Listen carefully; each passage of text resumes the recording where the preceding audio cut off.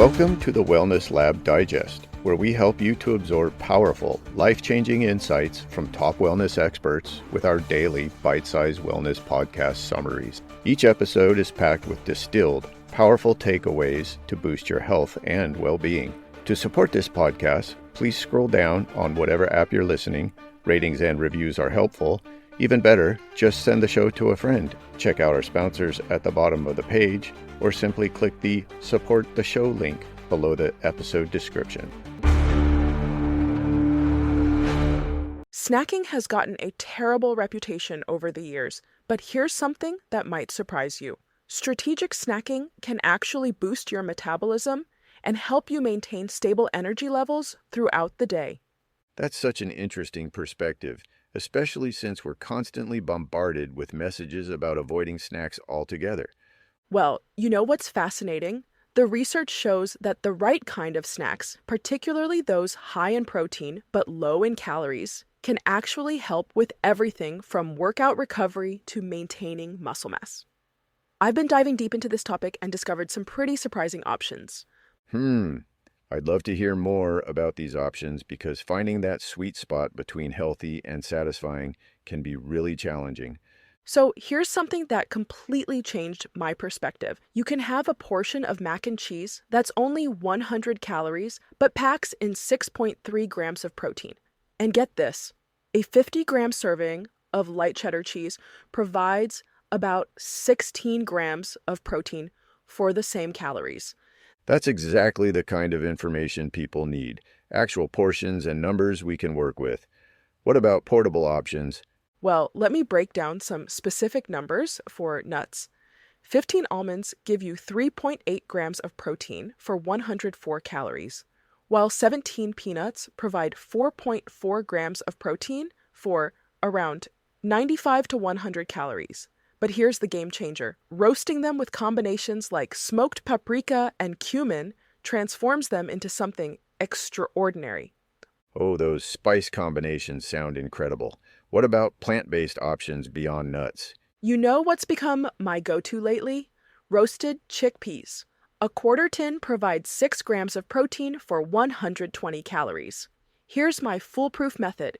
Dry roast at 200 degrees Celsius for 20 minutes, then mix with dried oregano, nutritional yeast, and garlic powder.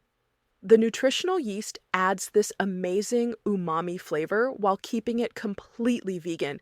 That's so clever. And what about edamame? I always order it at restaurants, but never think to make it at home.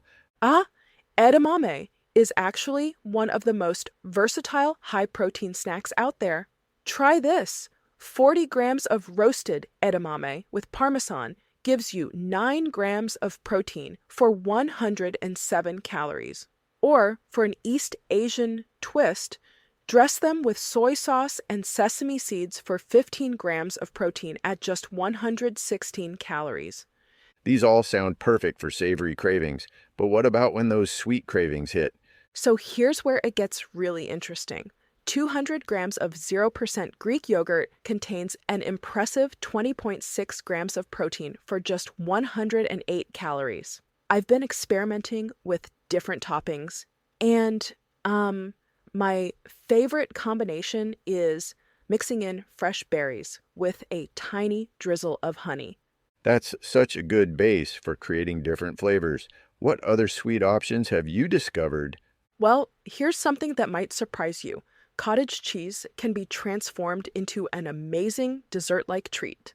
A 100-gram serving has 10.6 grams of protein for just 84 calories. And if you add a few drops of vanilla essence and top it with kiwi or peaches, it's like having a healthy cheesecake. I never would have thought to add vanilla essence to cottage cheese. What about when you want something to dip vegetables in? This is where these amazing yogurt-based dips come in. My favorite is this coriander and chili dip, 94 calories with 15.8 grams of protein. You blend fresh coriander, zero-fat yogurt, green chili, cumin, and lemon juice. And there's this incredible sun-dried tomato dip that's 100 calories with 11.4 grams of protein. These all sound so flavorful. How do you keep track of all these combinations? You know, I actually keep a little snack journal where I note down different combinations that work well together. Like, I discovered that boiled eggs, which might seem boring, can be completely transformed with different seasonings like, nutritional yeast, flakes, or smoked paprika.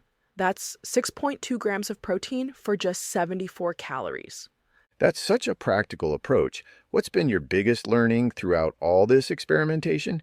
The most surprising thing has been realizing how many traditional treat foods can be modified to be protein-rich and calorie-conscious without sacrificing taste. Like, you can make protein cookies that are 105 calories with 5 grams of protein, or a no-sugar cheesecake with 6 grams of protein per slice for just 93 calories. It really challenges the notion that healthy eating has to be boring or restrictive. Exactly. And here's what I think is the key takeaway. It's not about eliminating snacks from your diet. It's about making informed choices that nourish your body while satisfying your cravings. The right snacks can actually help you maintain a healthier lifestyle overall. This has completely changed my perspective on snacking. Any final advice for people wanting to make these changes? Well, start with 1 or 2 snack ideas that really appeal to you and perfect those before moving on to others. Pay attention to portion sizes. That's crucial for keeping the calories in check while getting the protein benefits. And don't be afraid to experiment with different seasonings and combinations to find what works best for you. Remember, sustainable healthy eating is about finding joy in nutritious choices, not feeling restricted by them. Thank you for listening to the Wellness Lab Digest. If you have received value from the podcast, I have 3 asks of you.